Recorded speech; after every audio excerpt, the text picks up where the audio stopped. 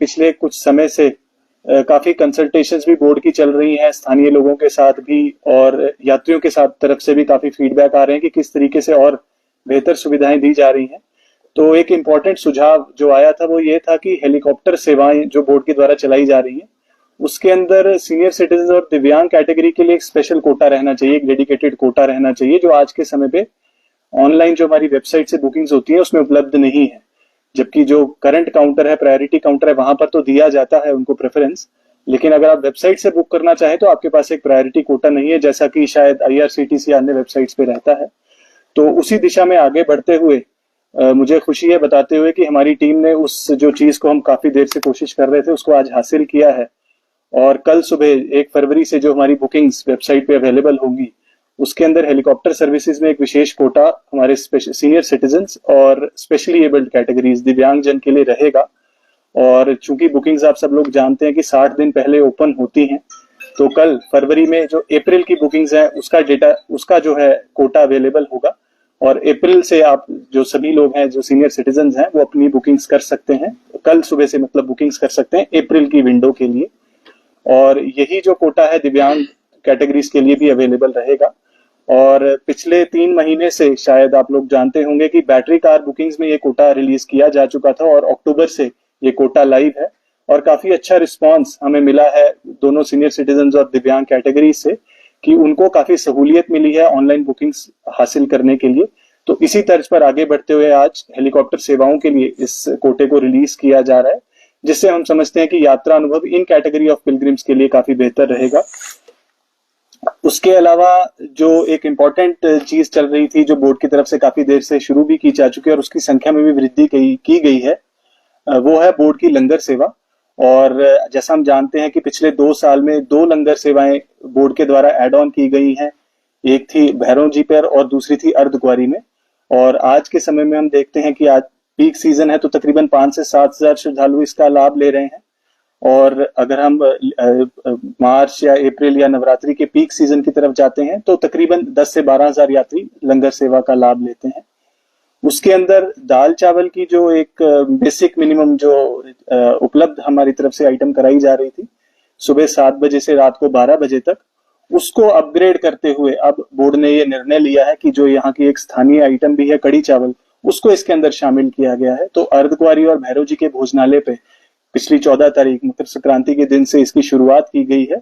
और हमारी कोशिश यही है कि लंगर सेवा में भी जो है यात्रियों का अनुभव बेहतर रहे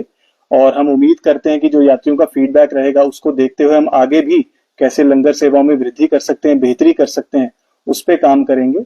साथ ही साथ जैसा कि हम जानते हैं कि बहुत ही जल्द दिल्ली से कश्मीर जो ट्रेन सेवा है वो जल्द से जल्द शुरू होने वाली है, और जिसके लिए ट्रायल रन्स हाल ही में कंप्लीट किए गए हैं। और हमारा ये मानना है कि शायद उससे यात्री फुटफॉल कटरा में भी बढ़ेगा। उसको देखते हुए बोर्ड ने ये फैसला किया है कि कटरा रेलवे स्टेशन पर भी एक चाय के लंगर की सुविधा जो है वो परमानेंट फीचर बनाया जाएगा।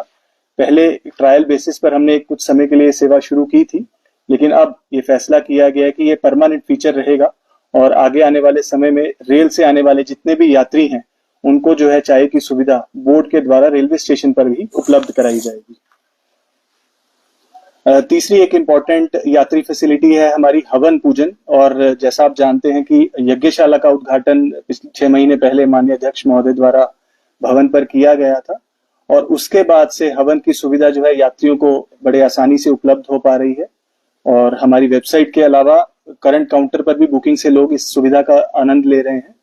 और उस सुविधा को और एक्सपैंड करने के लिए बोर्ड ने अब निर्णय लिया है। तो अब जो यात्री हैं वो सुबह 9 बजे से लेकर 3 बजे तक विभिन्न स्लॉट्स में, तकरीबन 4 स्लॉट्स में जो है बुकिंग्स करा सकते हैं, और दिन में तकरीबन 40 से 45 ग्रुप्स या परिवार कह सकता हूं मैं जो इस सुविधा का लाभ ले सकते हैं।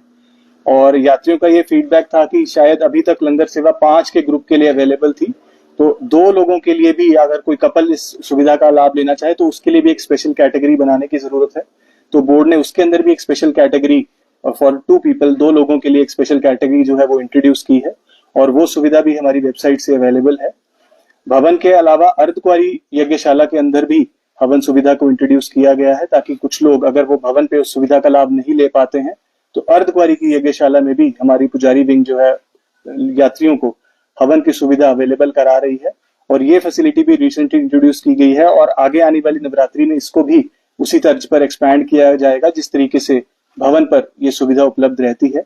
तो ये जो सभी सुविधाओं की वृद्धि है या विस्तार है, उसका मकसद यही है कि जितने भी देश विदेश से श्रद्धालु आ रहे हैं उनके फीडबैक को ध्यान में रखा जाए, स्थानीय लोगों के काफी कंसर्न्स हैं उसको ध्यान में रखा जाए, उन सभी चीजों को आगे बढ़ते हुए हम फैसिलिटीज में इजाफा कर रहे हैं। बाकी एक इम्पोर्टेंट अनाउंसमेंट ट्रेडिशनल ट्रैक के लिए, क्योंकि जो हमारा पवित्र प्राचीन मार्ग है बाणगंगा से होते हुए चरण पादुका होते हुए अर्धकुंवारी जब हम पहुंचते हैं, तो उसकी अपग्रेडेशन के ऊपर बोर्ड ने काफी एक अहम निर्णय लिया है, जिसके अंदर काफी एलैबोरेट एक्सटेंसिव प्रोजेक्ट्स चल रहे हैं।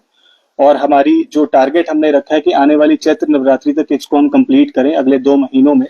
और उसके अंदर 3 इंपॉर्टेंट प्रोजेक्ट्स है जिसकी कंप्लीशन पे हम काम कर रहे हैं। सबसे पहला है हमारा दर्शनी ड्योढ़ी के ऊपर क्यू कॉम्प्लेक्स, यानी कि एक प्रतीक्षा का एरिया, ताकि जितने भी लोग अगर भीड़ भाड़ के दिनों में आते हैं तो हम पहले देखते थे कि काफी लंबी कतारें उनकी शहर में लगती है और उनको दिक्कत आती है जब वो फ्रिस्किंग के लिए अंदर एंटर करते हैं।